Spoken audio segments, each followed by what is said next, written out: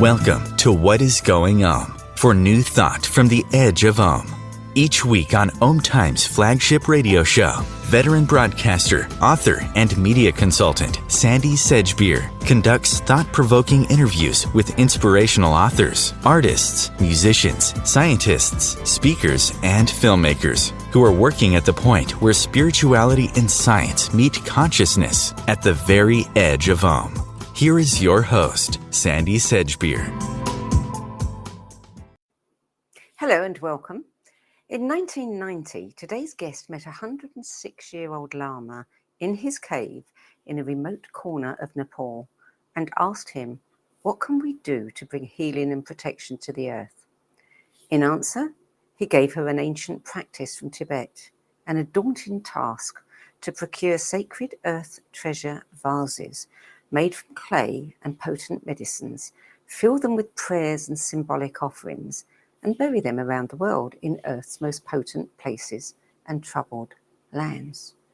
This sacred assignment propelled Cynthia Jurs on an extraordinary journey that spanned 3 decades, taking her across the globe through uncharted territory, from war-stricken Liberia to the standing stones in Avebury, to the outback of aboriginal Australia, to the nuclear laboratory in her own backyard, before eventually returning to the cave where it all began. Cynthia Jurs became a Dharma teacher in the order of interbeing of Zen master Thich Nhat Hanh in 1994. And in 2018, she was made an honorary lama in the Vajrayana tradition of Tibetan Buddhism in recognition of her dedication in carrying out the Earth Treasure Vase practice. The founder of the Gaia Mandala Global Healing Community and the non-profit Alliance for the Earth, Cynthia Jurs joins me now to discuss her newly released book, Summoned by the Earth, Becoming a Holy Vessel for Healing Our World, which chronicles her mythic journey of a lifetime and answers the single most pressing question of our time. Cynthia Jurs, welcome. Thank you so much for having me, Sandy. It's great to see you and be here today. So tell us a little bit about your journey to becoming a Buddhist Lama. I mean, what first attracted you to Buddhism? Well, I don't really stress that I am a Lama, as a matter of fact, because even though I was made a Lama, it was kind of an honorary title. My path has been so unusual. It started back in the 1980s with Zen Buddhism, and I met Thich Nhat Hanh, who you mentioned, back then, in only his second journey to the United States, and I began to organize retreats for him, actually, back in the 80s. And I was so moved by his story and his message of what he calls engaged Buddhism. So he coming out of the war in Vietnam, he was really concerned about how do we engage our practice to really be of benefit to people and to the world and to the earth, and that made a lot of sense to me. It's one thing to sit on our cushion, and it's important to do, but it's another thing to really engage with making a difference. And so I love that about Thich Nhat Hanh. I studied with him very deeply and still carry his practice. I was made a teacher in his tradition by him in 1994. But I also had this interest in Tibetan Buddhism. I was very drawn to the Himalayan cultures and to the kind of juicy technicolor, naked goddesses dancing on corpses and all of that, and what was it? It took me a while to sort of find my way in that world, but I was very drawn to it. And so I kind of had these 2 parallel paths going, the Zen and then the Tibetan Buddhism, or the Vajrayana, and had a number of teachers in the Tibetan tradition. But it really wasn't until 1990 when I went to Nepal to meet this old Lama that lived in a cave. That was when my Dharma journey really started to unfold. So yeah. So how, I mean, it seems very synchronistic, this, how you got to that cave in Tibet, in Nepal. How did that come about? Well, I had gone to on a pilgrimage with a lama named Namkhai Norbu Rinpoche and a number of his students. There was probably 75 of us on a pilgrimage to Kailash, Mount Kailash in Tibet. And I met someone there who had told me about this old lama who lived in a cave in a remote part of Nepal. And he was planning to go and visit this holy man in the cave. And I said, well, can I come? And he said, okay. And I really didn't know what I was getting myself into, you know, but then it was literally when I was walking up the path of the highest mountains in the world going, oh my goodness, I think I have a pretty unique opportunity to ask a question of the proverbial old wise man in the cave. What am I going to ask him? You know, how can I make the most of this situation? You know, not just for me, but for those who could never go on such a journey. And so, you know, one step, one breath, and it took me a while to arrive at what my question would be. But it was what was in my heart, Sandy.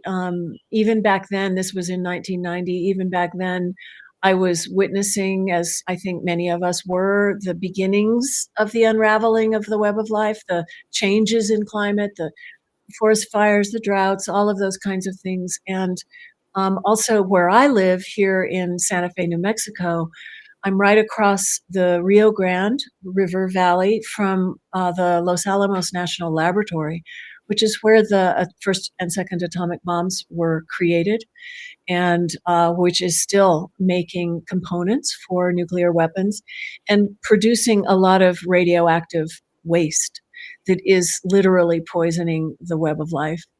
And that was something that I was very much grappling with at the time that I went to meet the old lama.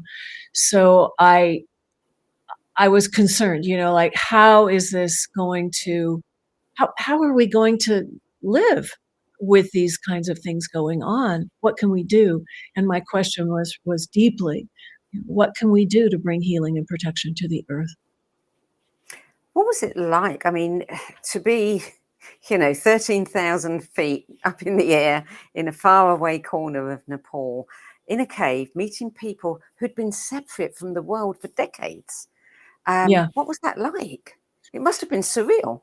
it was. I just got goosebumps when you said that because it really was. And um, how can I say, you know, I wondered how he would respond if he even knew about what was happening in the world, you know, the rest of the world, and or things like radioactive waste. Was that something that he knew about? And and yet when I began to talk to him and share what my concerns were, he completely followed me as if he knew everything I was talking about, you know, and I felt as if I was in the presence of someone while he had never been anywhere else other than this region of the world where he was from, and his activity had been dedicated to meditation and developing this unbelievably expanded consciousness.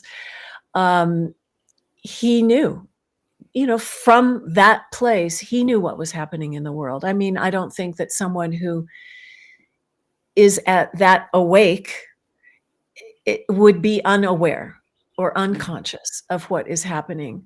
I'm reminded actually of you've probably heard of the Kogi people in the high mountains of Colombia who came out with a book and a couple of films about their warning, the elder brothers warning to us about what was damaging, how we were damaging the earth.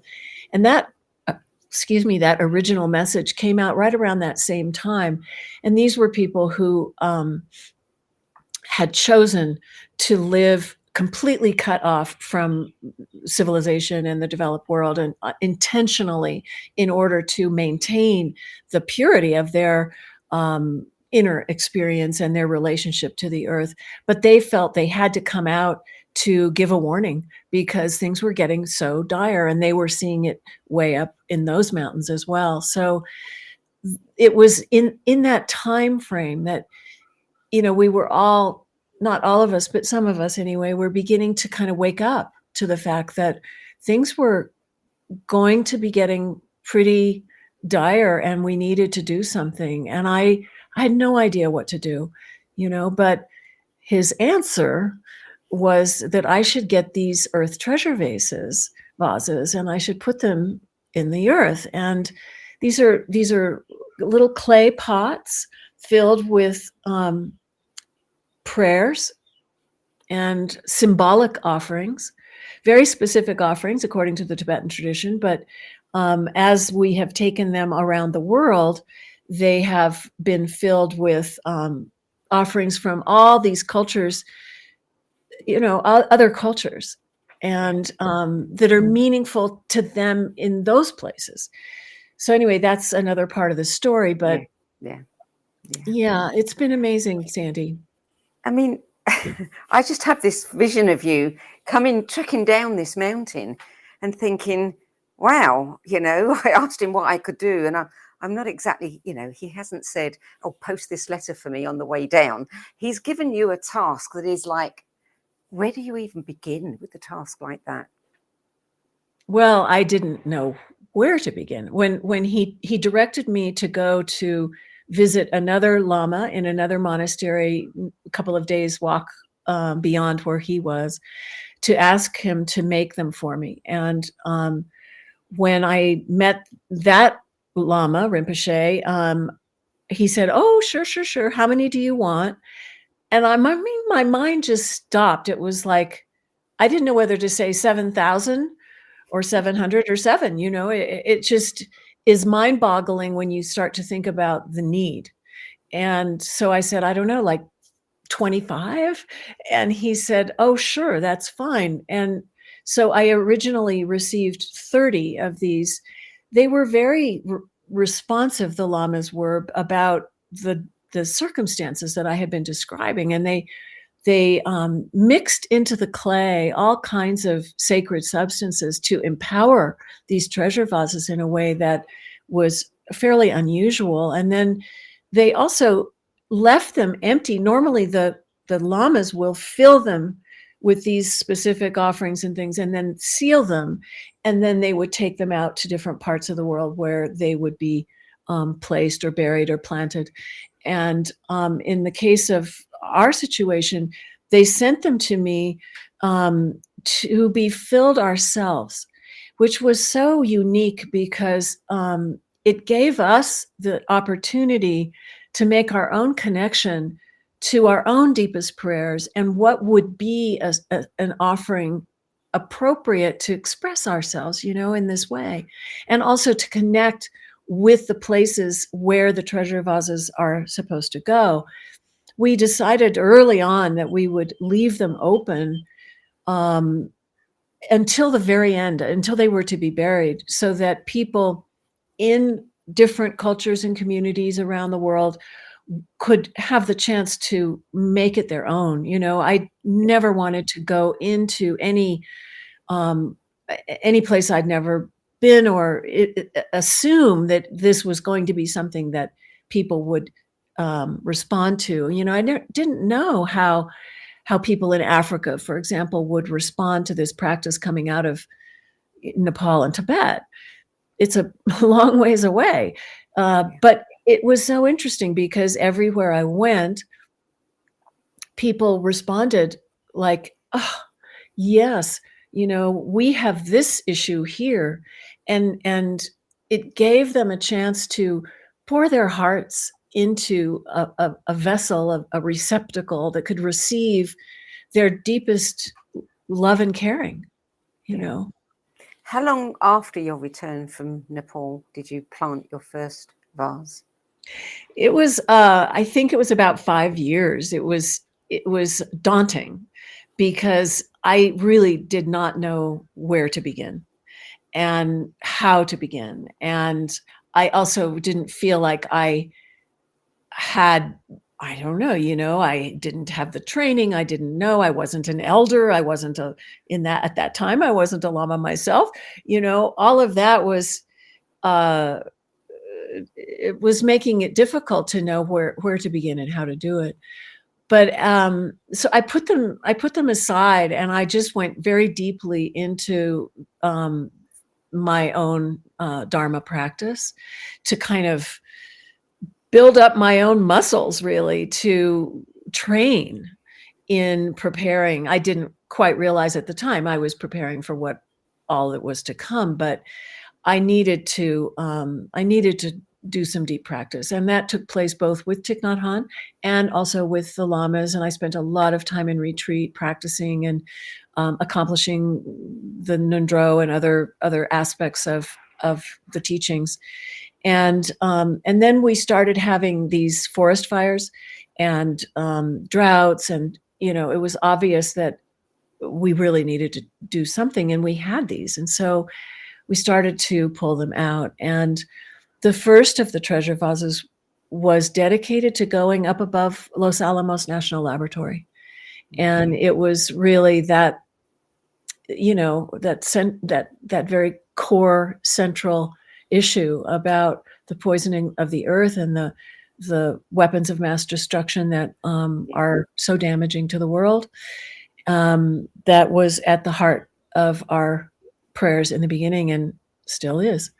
But then we ended up taking 4 more treasure vases to the 4 directions in this what we call bioregion, the Rio Grande bioregion. So the source of the Great River and the mouth of the Rio Grande in where it empties into the Gulf of Mexico. Because sources of rivers are supposed to carry the prayers, the whole length out. And then the top of the 2 highest mountains on the other 2, east and west, other 2 directions. So we anchored this practice here in making this mandala, this center in the 4 directions. And then they started to go out from there all around the world. I mean, you had some incredible experiences. I mean, there's journeys of a lifetime and journeys of a lifetime, and yours really was something phenomenal. I wouldn't be surprised to see somebody want to turn it into a movie. But you met so many incredible people, so many astonishing stories. I want to focus on one in particular. Have you share a little bit about that? Because it really does illustrate how transformation can occur. Mm-hmm. So can you share with us just the essence of the stories of Christian Bertelsen, the former commander of the rebel forces in the region known as General Leopard, and Annie Nashan and Harry Weeks? Yes. Okay. Tell us about that. Oh my. Well, so at a certain point, I realized I was going to have to go to Africa with this practice. I had no idea where to start. And what's amazing about how the practice is unfolded is just how, you start to form an intention about a particular direction, and then it starts to open up. And you follow the thread, you just get led where you need to go. So I had formed that intention, and I heard from a woman who I have a lot of respect for, a writer named Dina Metzger, who had been doing work in Liberia, peace-building work, with an organization called the Everyday Gandhis. And Liberia is a country, I didn't even know where Liberia was when this first happened. She said, you need to take a treasure vase to Liberia. And I was curious. But Liberia is a place that had a 14-year-long, very brutal civil war, and tremendous upheaval and difficulty in that country. And the war had ended, but it was still a mess. And people were still recovering and still are to this day. But she invited me to come and bring a treasure vase to a group of people from Liberia and to invite their prayers for peace into the vase. And it was one of those moments. It's like, well, how are these people going to respond to this this practice? But I rang my bell. I have a beautiful sounding bell that I take into these meditations, and then led a guided meditation to invite them into this practice. And the treasure vase then went around the circle, and everybody, as I was saying before, they just poured their heart into it. And they had been advised to bring an offering that was somehow meaningful to them, symbolic. And when the vase came back to me, it was clear that it had to go to Liberia. One of the people in the circle was a former rebel general who had also been in the army since he was 18 years old, worked his way up, became the personal bodyguard to President Samuel Doe, who was eventually assassinated. But anyway, there's a whole story. I'm not sure quite how much to tell you, but this gentleman by the name of Christian Wolo Bethelson was there. And after the ceremony, he came up to me, he said, "I want you to teach me how to meditate." And it turned out the sound of that bell had affected him very profoundly. Here's a man who had been either in the army or in the special forces, or what happened was when Doe was assassinated, he escaped barely and ended up joining the rebel forces to fight against Charles Taylor and another general called Prince Johnson, and became a leader called General Leopard in the north of Liberia, commanding 20,000 troops. And so he had that history, and he was pretty aggressive. He was friendly, but, intense. And I thought, he's got to be kidding. Who, me? Teach him how to meditate? But anyway, long story short, I went to Liberia with the treasure vase about a year later, and he was there. And I was given an incredible reception through this organization, Everyday Gandhis. And I went to the north of Liberia. It's the worst fought region of the war, bordering Guinea and Sierra Leone. So 3 countries were involved in that area in the war. The treasure vase came into their community, and they had to, invite the ancestors to let them know whether they should accept this treasure vase. And the women danced, and there was drumming, and they went into trance. They received a message from the ancestors that said, yes, this is a good thing. And then this ceremony was organized, where hundreds of people came from 3 countries dressed in their finest to pray into this little clay pot and to ask for peace, to set their intentions for peace to last. And it was utterly life-changing for me, as you can imagine. So when the treasure vase was buried in the village of the chief that had, the ancestral chief who had spoken through the women, afterwards the elders said, well, now we want to remember these prayers. This was important to us. And it was Christian Wolo Bethelson who suggested that we build a peace hut in that village. And the peace hut is a round, open-walled structure, traditional structure that is found all over Liberia, where people traditionally would go to resolve conflict. But that system of conflict resolution was really destroyed during the war.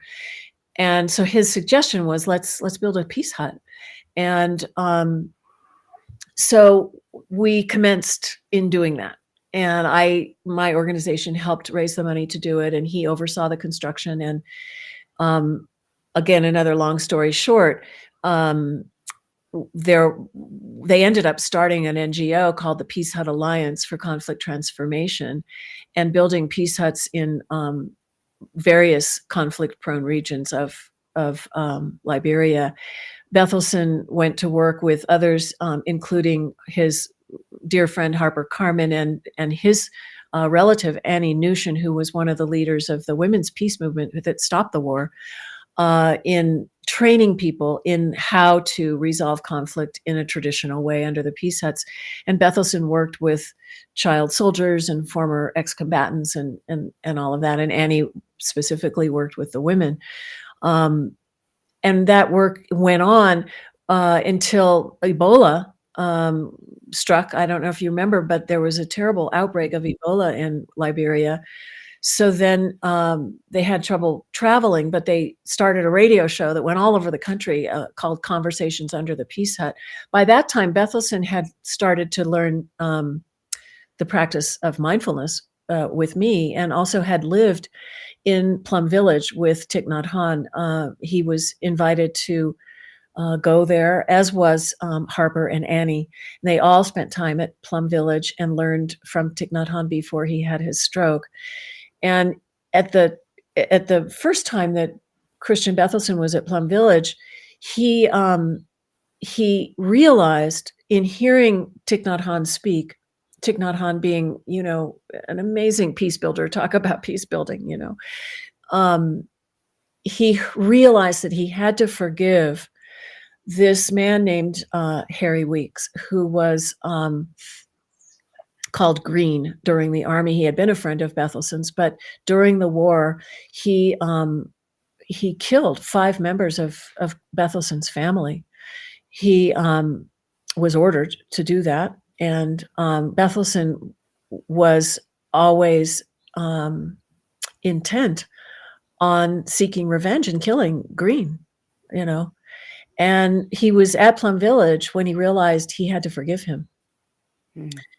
And so he called Green and told him that he was ready to meet and move on. And of course, Green did not believe him. Green was living in Sierra Leone to escape Bethelson's revenge. But he came back when Bethelson went back to Liberia. He met him there. And Bethelson invited him to meet him at one of the peace huts, and Annie and Harper oversaw and facilitated the reconciliation. And God, it just gives me goosebumps, makes me want to cry now thinking about it, because they forgave each other, and they reconciled. And there were many people witnessing this who also had their own experiences of the need to move on, and so there's many, many stories of. That's just one, but he told me he will never pick up a gun again, and he really is a transformed person. And I realize that if conflict can cross borders, so can peace, so can our prayers for transformation. Yeah. Just before we go to the break, I just want to put the end of that story, when Bethelson later had some problems and needed medical treatment. Yes. He went to a hospital, and Harry Weeks was a nurse, and Harry took care of him, and Harry paid for Bethelson's treatment. I mean, that story is, it gives me shivers, because he really was a man that had a lot of blood on his hands, and yet he completely... And yet, the thing about him was that underneath the surface of all of that was this incredibly dear, kind, heartfelt person who was always wanting to get to this other way of being, but he just didn't know how. And when he encountered the meditations and stuff, the practice of mindfulness, he took to it so deeply. And so there was Harry. He took him into the hospital and saved his life. Saved his life, yeah. We have to go to a break now, Cynthia.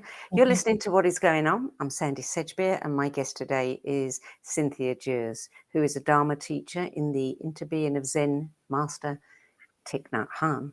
And we're talking about her new book, Summoned by the Earth, becoming a holy vessel for healing her world, which chronicles her mythic journey and answers the single most pressing question of our time. We'll be back with more from Cynthia Jurs after this break. Om Times TV. Imagine becoming a super influencer. Reinvent yourself, invest in your brand, and then manifest your success with a robust spheric approach. Om Times Media and Broadcasting offers a unique and multifaceted way to become the spiritual and conscious influencer you deserve to be by putting your message across our powerful platform with its proven record of integrity and excellence. Through our produced shows, Om Times offers the opportunity to become a social media TV personality, a radio show host, an Om Times magazine columnist, and a syndicated podcaster, all in one shot. By live streaming your show on Om Times TV and broadcasting it across the extensive Om Times radio and TV networks, you become more than a host. You become an ambassador and a force for positive change. Om Times. Open yourself to the possibilities.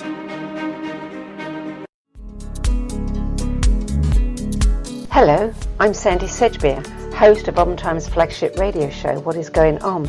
And as an author, editor, and 13 times book judge who's read thousands of books and interviewed hundreds of authors, I'm constantly asked what's really worth reading and what's not. So I created the No BS Spiritual Book Club to help you save time and money by picking the brains of discerning names who've walked this path before you. There's no catch, no fees, and no BS, just an ever-growing library of 10 best spiritual book lists from some of your favourite authors and teachers, plus free book excerpts, audios, and video interviews with people like Don Miguel Ruiz Jr., David G., Lee Harris, Mark Nepo, and more. From well-known classics to hidden gems you've never heard of, it's the only no BS guide to the best spiritual books to enlighten your journey of self-discovery. So why not join the club? Get inspired and save money at the nobsspiritualbookclub.com. There are 16 million children struggling with hunger in America.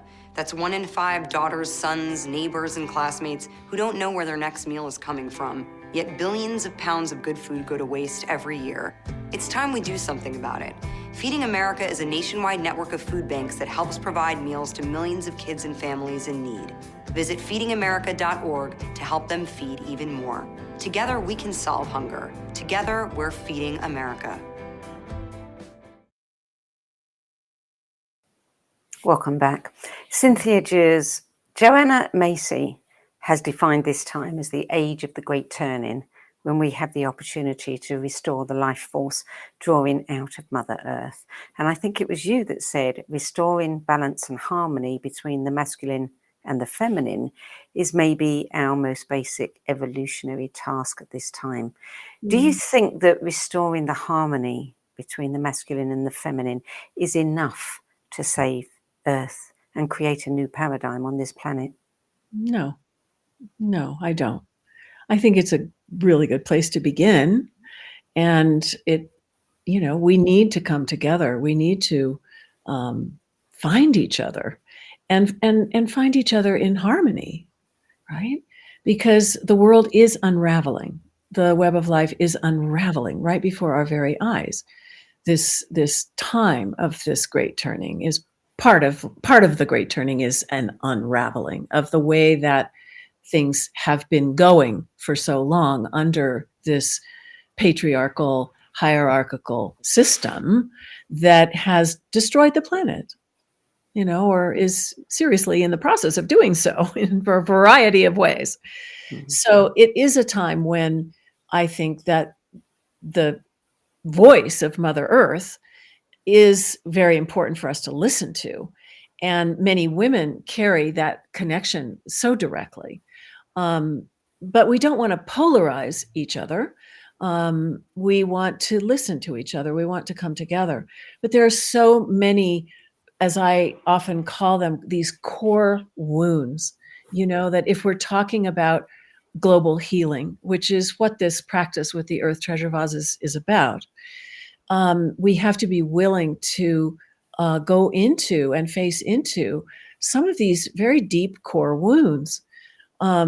in order to bring about the healing. And yes, one of them is the conflict really between the masculine and the feminine, a way of being that is primarily defined by a masculine way of being versus a feminine way of being. We've gone through different eras, of life on Earth where we've had a different orientation over time, and today it's up for grabs, really. How we go forward. Um, but there's also other core wounds. There's, as I mentioned, the poisoning of the earth, but there's also the rape of the earth, the rape of women, of course, and which is in every family, on every street corner of every culture and community around the planet, but also the rape of the earth herself, the minerals, the oceans, the resources. And then, and of course, we could say war might go into that category. There's also the colonization of indigenous peoples and people of color who have been living for way too long with inside of a system that has been one of oppression. And that all is part of what needs to change. It's all woven together, really, but with our practice with the treasure vases, we're sort of going into one by one, and it's not easy because of what it brings up for us that needs also to be healed. But you make that very clear in your chapter. Do not close your eyes before suffering. I had to put the book down at that point and think, because it is so easy to say, I don't want anything negative in my life. I won't look at that. And I mean, that was a harrowing chapter. The revelations about what is happening to women in the Republic of the Congo. It's unthinkable. Yeah. And it is happening every day. Yeah. Every day. And I won't go into some of the gory details here, No. but have you seen, I mean, you planted a vase there, yes? Yeah. Have you heard of any changes that have occurred there, that you can say? Well, yes. I mean, so the woman who helped me take a treasure vase to Congo, her name is Nema Namadamu, and she, at the time, was just beginning her activism, but she became, and still is, a world leader now, representing women and girls in Congo. And she's also disabled. She had polio when she was 2 years old, and so she walks with crutches, and she crawled around her life for the first 30 years of her life, or kind of vaulted herself around. She's 2 college degrees. Nema is a force to be reckoned with, and she helped bring the treasure vase to Congo, and her organization is called Hero Women Rising, and her life work is to uplift the women of that country, and she's doing an incredible job and has received such recognition. And it's been part of, I consider her to be one of the living treasures coming out of having done this in Congo, because she has taken all those prayers right into her own self and is doing what she's doing to bring healing in those ways. Exactly. And the other thing that happened when we were there together is that so I took the treasure vase to the forest, to the Pygmy people, the indigenous people of Congo, the original people from that land. And I wanted to go there to offer the treasure vase after we had worked with all these women to empower them. We took the treasure vase to the forest. The forest in Congo is the second largest rainforest in the world outside of Brazil. So it's a very, very important part of the world. Now it is being deforested. The trees are being cut down. It's really another terrible situation, another type of rape, really, and the minerals that are being extracted from that land by the rebel groups. It's a terrible mess. But what happened was that again, the women heard me speak about how Congo forests are providing oxygen for us to breathe in America, and that their forest is as important as Brazil, and they started to plant trees.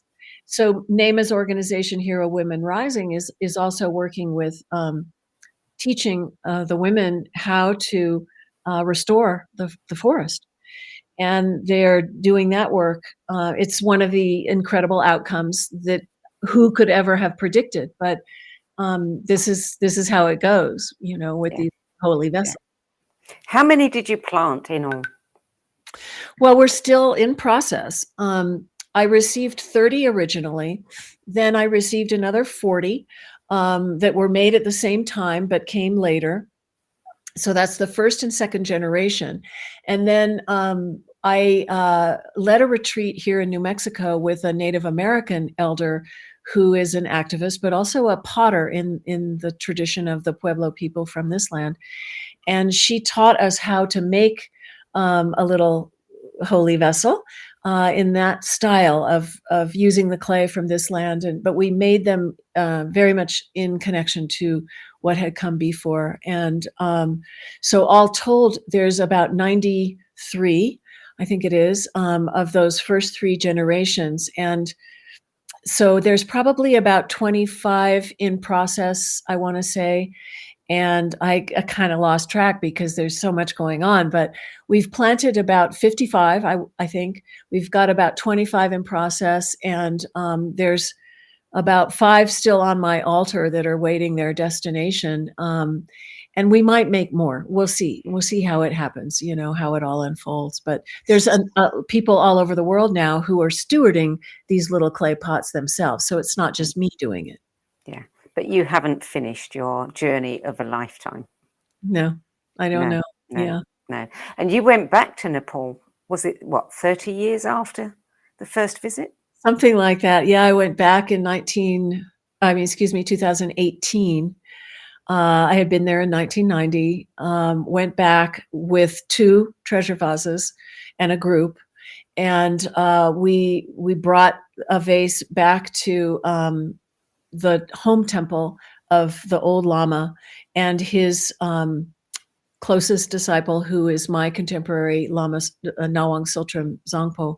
The temple is called Tolugompa, and it had been destroyed by an earthquake. As you may recall, there was a really bad earthquake in Nepal, and so that temple needs to be rebuilt. And we brought a treasure vase there, and then we walked further on back up to Charak, where the old lama's daughter now lives, and she's lived there since she was 19 years old. She's now almost 80, and I met her 30 years ago when she was about 50, and he died the year after I was there, but she has been living there ever since in retreat. So she's an amazing practitioner, clearly, and received us along with her, or I guess her father's grandson, her nephew, who's now kind of the resident lama, who was about 5 years old with a runny nose when I met him back at the beginning. And we brought a treasure vase there to plant in this very important place that had been the sort of origin of all of it. Mm-hmm. And is just a beautiful location, behind the veil. Like they call that region a bayul. It's a hidden land, where miraculous activities occur, and you can still feel that there. Yeah. You've said that each vessel carried its own lessons. What was the most important lesson that you've learned so far? Oh gosh, well, on that pilgrimage, we brought this vessel back to Charak, and I had been made a lama on that pilgrimage, and I was quite conflicted about it, Sandy, because in the course of all this 30 years of journeying around the world, encountering indigenous cultures, bringing this practice from Tibet to places and communities who are listening in deep ways to the earth speaking in our times, I really had come to feel as if the source of refuge and inspiration for me, my greatest teacher, is the earth or Gaia. And actually not so much the lineage lamas, or the teachers that are sort of upholding the tradition.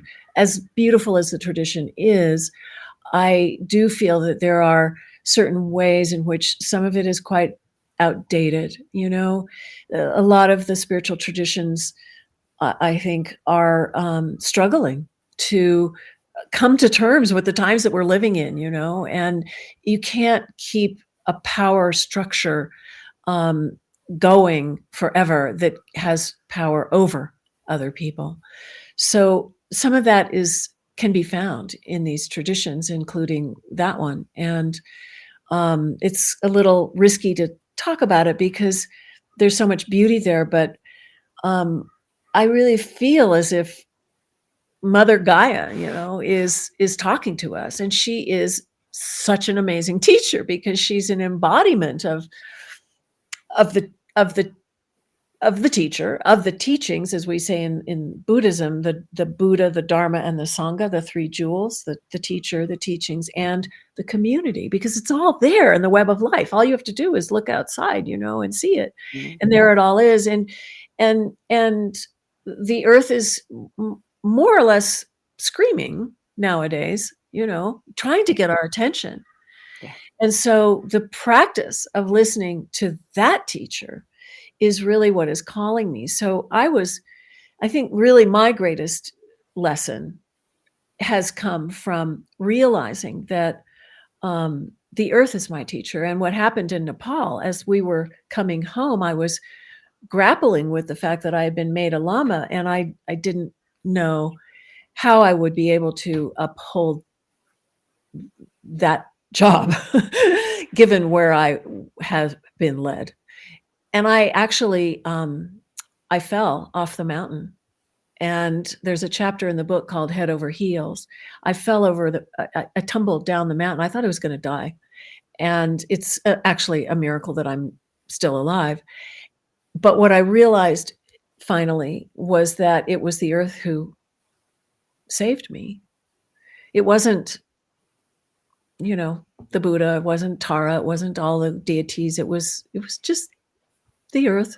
And that the reason that I wasn't dead is because there's a new version of the spiritual path that has to do that I need to share, which is that the earth is our teacher, Gaia is our guru.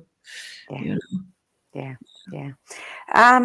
You said every time you hold an earth treasure vase in your two hands, you wonder how you can hold both the suffering and the beauty of this life on earth. Is it possible to find peace within this profoundly inspiring and awfully disappointing world? I think that many people will relate to that. What is your response to that? Is it possible? Well, yes. Yes, it is. When you say those words back to me, I want to cry, because it is so hard. Yeah. But I think the opportunity is to hold both, to go through our lives, not shutting down that part that doesn't want to feel how bad it is, and not just like getting all excited about the beauty and how wonderful, that's disconnected from the reality that we're living in. But both together give meaning. And to find ourselves in a place at a time when we have the chance to make a difference. We have to draw from the beauty in order to address the suffering. Yes. We can't address the suffering without it, or we'll go under. We'll just go under. But we celebrate the beauty of the blue sky, as Thich Nhat Hanh would say, the birds that sing in the trees, and what we love about life on Earth, whatever that is. And for each of us, it's going to be a little different, but that is where we anchor ourselves in, then doing whatever we can to engage with the work of our times, which is to restore balance and harmony to the web of life before it unravels completely, But together, now this is the last thing I'll say, that together, because when we come together, and we do this every full moon, we have a meditation that takes us into this practice, and the synchronization of our intentions is a powerful force for change and transformation. Yeah. So the more of us who are aligning in this way at this time, the more of a chance we have of breaking through to something really exciting and really different. And it's happening.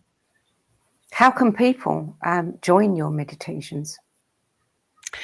They can go to GaiaMandala.net, the website, and they can find the full moon global healing meditation and sign up for it and join us. It's free. It happens every month. It's been going on for 30 years. It's a beautiful, beautiful practice. And there's a lot of other practices that we do and share as well, and retreats and pilgrimages and all kinds of things. But the meditation on the full moon is at the heart of what we do. So GaiaMandala.net, and you've also got the Gaia Mandala Convergence in June. I do, yes. We have a retreat in person in Santa Fe, New Mexico, that we're calling the first annual Summoned by the Earth Convergence, because what we want to do is we want to really empower and activate this global healing mandala of treasure vase locations all around the world. We'll have about 10 or 11 earth treasure vases that are still in process in the circle with us to work with, but then we will also invoke the locations all around the world. And we have a sound healer who's part of our community from Australia who plays the didgeridoo, who takes us deeply into the practice. There's a mantra now, a practice that I teach about the sublime Mother Gaia, and we will do the mantra and do a lot of our own personal work around what we were just talking about. How do we hold both in ourselves and in the world, and become vessels of the holy, as Joanna Macy would say. Yeah. Well, we probably have about 1 minute left. For my final question, I want to know this journey that you undertook. I mean, you had no idea of the magnitude, where it would lead you, what you would see, what you would experience. And some of it was awful, and some of it was so, life affirming. When you look back on that, what do you think? What do you feel? You undertook this. You just said, okay, I will do it. What do you think about that? I can't think about it because it is so beyond me. I mean, I was possessed with this assignment, given what's happening in the world. And I was so happy to have such an assignment, but truly it was beyond my conception. So it has taken me way beyond my thinking mind, and I just am in awe, not only of my own journey, but of what has happened now with thousands of people who have come around and are part of this practice now. It's truly amazing, Sandy. And so I just, I bow down. Cynthia Jurs, thank you so much for joining us today. Thank you so much for having me. And thank you for saying yes. I can imagine, I think if anyone knew what they were going to confront, it would be very hard to say yes, but thank you for saying yes. Yeah, no, I came apart in the process. I'm a completely different person than I was when I began. And for that, I'm eternally grateful. Yeah. And it's something we can all do in our own way. Yes. Yeah. Yeah. So, Summoned by the Earth, Becoming a Holy Vessel for Healing Our World by Cynthia Jurs is published by Prospector Press. Yeah. And for more information about the book, Cynthia's meditations, retreats, courses, and pilgrimages to support the emergence of a global community of engaged and embodied sacred activists, visit GaiaMandala.net. That's it for this week. I'm Sandy Sedgbeer. Thanks for being with us today. I'll be back with another edition of What is Going On at the same time next week. Till then, it's goodbye from me. And, I can't say a big enough thank you to Cynthia Jurs. Yeah. Thank you so much, Sandy. Really appreciate it. Yeah.